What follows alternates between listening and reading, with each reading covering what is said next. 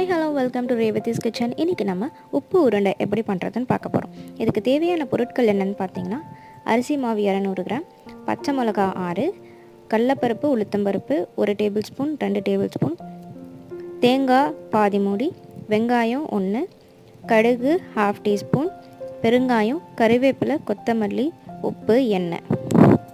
இப்போ ஸ்டவ் மேலே ஒரு கடாயை வச்சு அதில் 4 டேபிள் ஸ்பூன் அளவுக்கு எண்ணெய் விட்டு 1/2 டீஸ்பூன் கடுகு போட்டு கடுகு நல்லா பொரிஞ்சதும் அதில் 2 டேபிள் ஸ்பூன் உளுத்தம்பருப்பு 1 டேபிள் ஸ்பூன் கடலைப்பருப்பை சேர்த்துட்டு அது லைட்டாக கோல்டன் ப்ரௌன் ஆனதும் அது கூட கறிவேப்பிலை கொஞ்சம் 6 பச்சை மிளகாவை பொடி பொடியாக கட் பண்ணதை சேர்த்துக்கலாம்.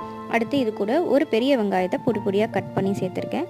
வெங்காயம் பார்த்திங்கன்னா நல்லா டிரான்ஸ்பரண்ட்டாக வரா மாதிரி வதங்கினதும் பாதி மூடி தேங்காவை துருவி எடுத்திருக்கேன். அதையும் நம்ம இதில் சேர்த்துடலாம். தேங்காய் போட்டுட்டு ரொம்ப நேரம் நம்ம ஃப்ரை பண்ண வேணாம். ஸ்டவ் ஆஃப் பண்ணிவிட்டு கொத்தமல்லி சேர்த்துட்டு பெருங்காயமும் கொஞ்சம் சேர்த்துட்டு கலந்து விட்டு நம்ம இதை தனியாக எடுத்து வச்சுக்கலாம். ஒரு பாத்திரத்தில் 200 கிராம் அளவுக்கு அரிசி மாவு சேர்த்துட்டு நம்ம தாளித்து வச்ச வெங்காயம் தேங்காய் போட்டதை நம்ம இதில் சேர்த்துடலாம்.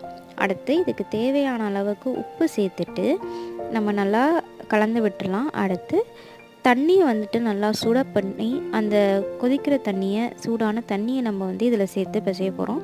நார்மல் வாட்டர் விட்டு பிசைய வேணாம், இந்த மாதிரி சுட தண்ணியில் தான் நம்ம இதை மிக்ஸ் பண்ண போகிறோம்.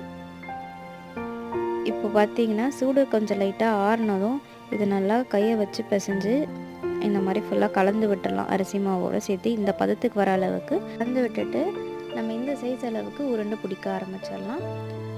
உருண்டை பிடிக்கிறப்போ கையில் அரிசி மாவு ஒட்டாமல் இருக்கிறதுக்காக கையில் எண்ணெய் சேர்த்துட்டு நம்ம உருண்டை பிடிக்க ஆரம்பிச்சிடலாம்.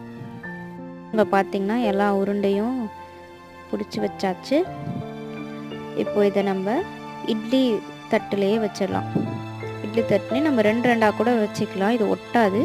வச்சுட்டு நம்ம ஆவியில் ஒரு 10லேருந்து 15 நிமிஷம் வச்சு நம்ம எடுத்துட்டோம் அப்படின்னா நம்மளுக்கு ஒரு சூப்பரான உப்பு உருண்டை ரெடி ஆகிடுச்சு.